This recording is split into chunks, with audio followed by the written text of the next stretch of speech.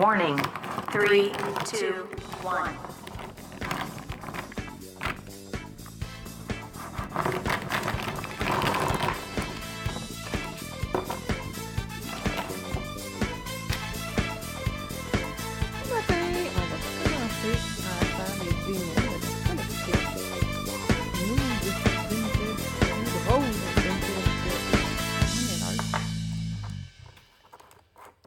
On va commencer par le numéro 1.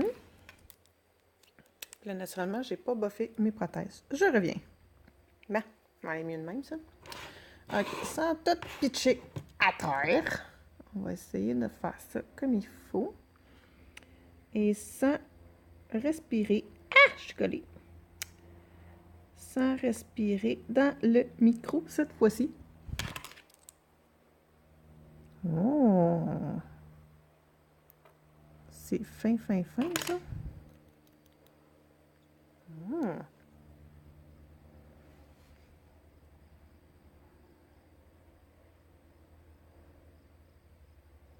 Ça, c'est le numéro 1. Assez rose. Ouais, rose. Une collection rose. Puis moi, je dis que c'est rose. C'est bien ça. Ce que je voulais dire, c'est que ça avait l'air plus foncé.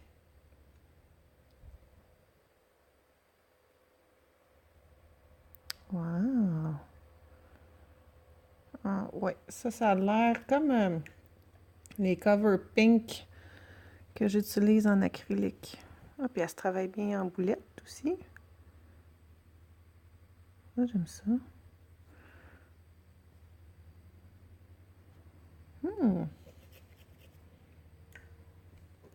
C'est beau, ça.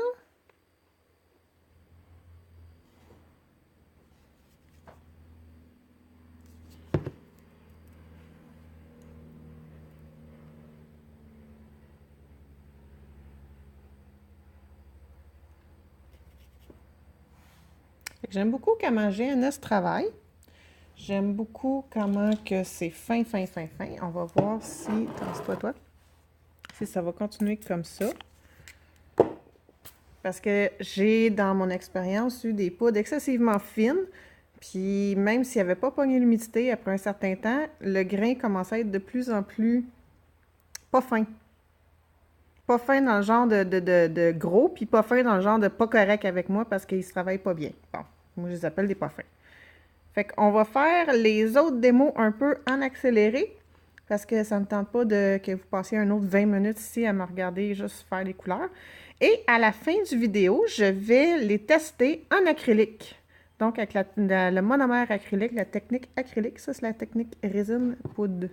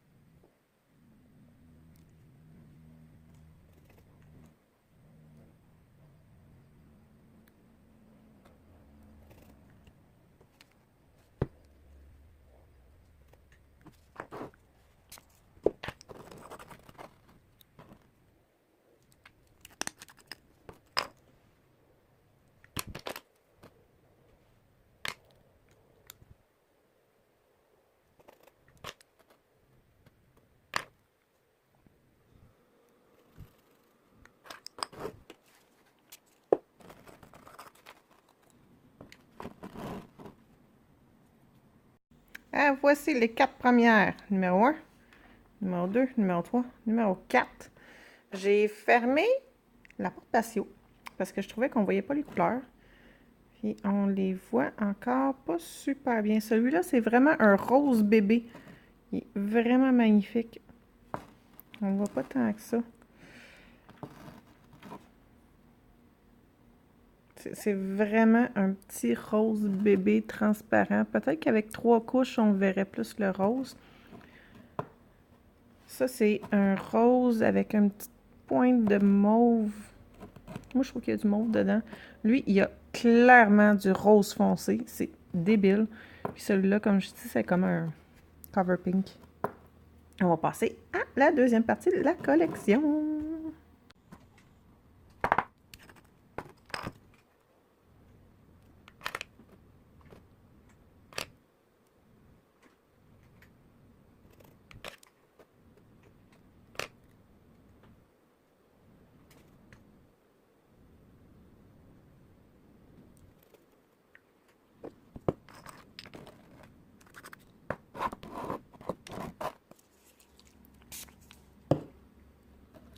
Ah, fuck.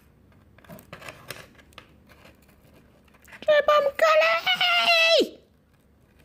Mais c'est not OK. Couché. Désolée. On continue!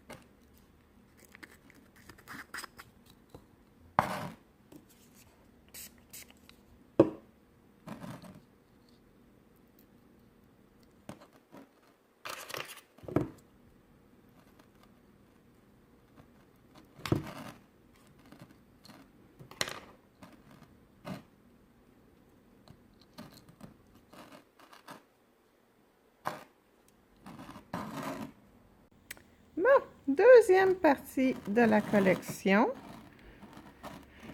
On voit pas les couleurs super bien parce que le soleil rentre un peu trop.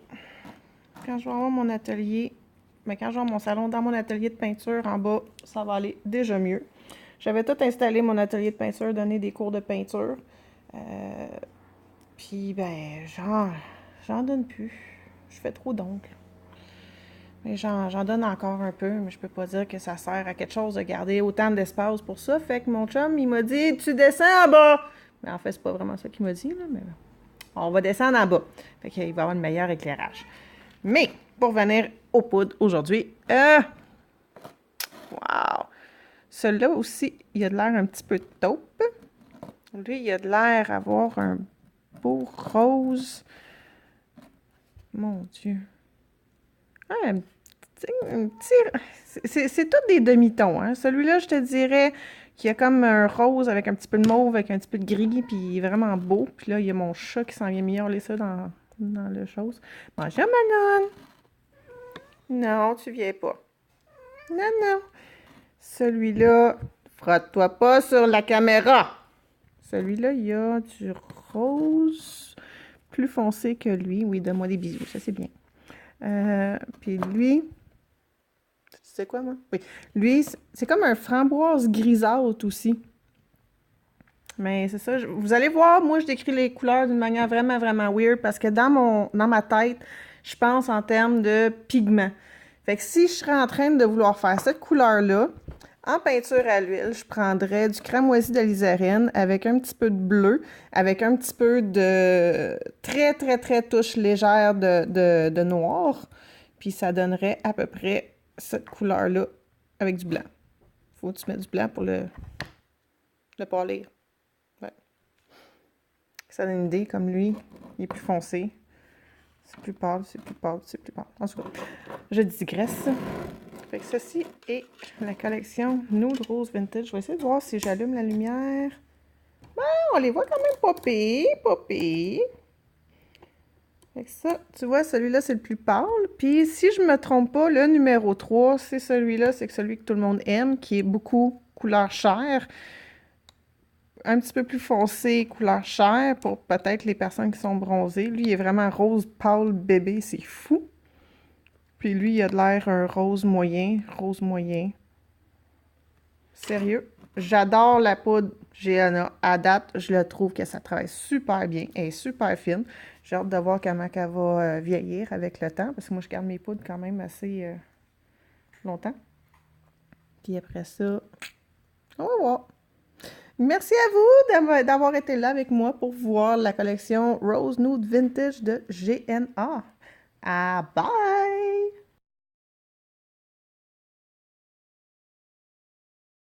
Ben non, toi pas bye pantoute, j'ai pas fait en acrylique. Ah! My God! Oh boy, boy, boy. Ok, on prépare le stock pour l'acrylique. Ce sera pas long. Bon, fait que j'ai choisi le numéro 6. Je sais pas, elle ressemblait beaucoup à le numéro 7, puis je me suis... Aïe, il y a un poil dans mon affaire que ça sort! C'est sûrement de ma faute. C'est quoi ça? Eh! Je sais pas c'est quoi. OK. Fait que, on va voir comment qu'on la travaille en acrylique.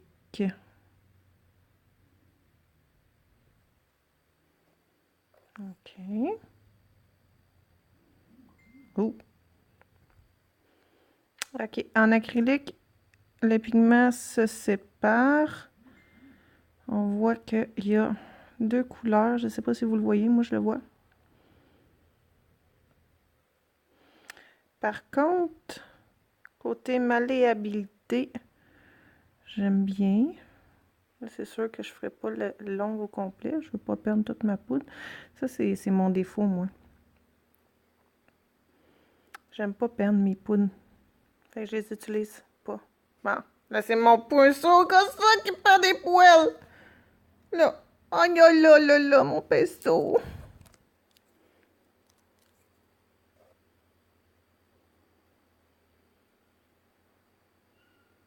Yeah. Quand même, quand même. Je peux la travailler quand même longtemps. Sauf que je le vois ici en bas. Il y a comme un petit mauve transparent qui est sorti quand j'ai fait ma boulette. On va voir si j'en mets une deuxième couche, qu'est-ce que ça fait.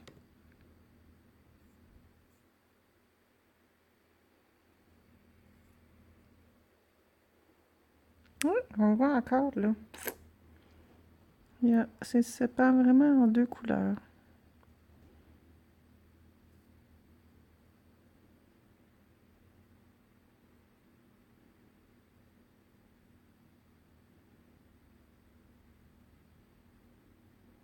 Mettons qu'on fait un ongle ici, là, en ballerine. Naturellement, mon apex, c'est pas tout à bonne place, parce que j'ai décidé de faire ça en plein milieu de ce que j'étais en train de faire.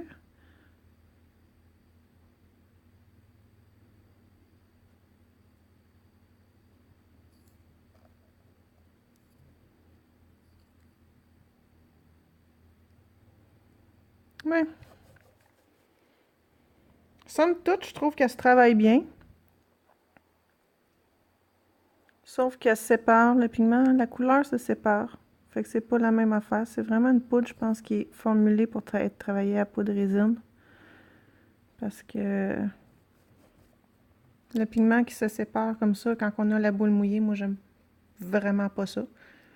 Fait qu'on va la garder en poudre et résine. Mais sinon, elle se travaille bien. Puis là, si vous vous demandez qu'est-ce que ça veut dire, ça, qu'est-ce que j'ai fait, là, ben on va filmer ça. On voit les deux, la différence de couleur entre celle-là et celle-là. Vraiment pas pareil la couleur. Bon.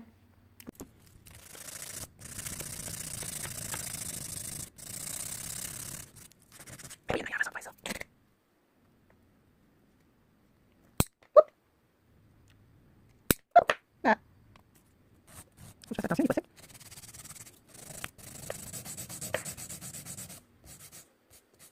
Là, il faut que je le laisse sécher. Fait que c'était ça la forme. Un genre de ballerine, là. On s'amuse, on s'amuse. Faut pas se prendre trop au sérieux. Là, c'est un vrai bye. Bye!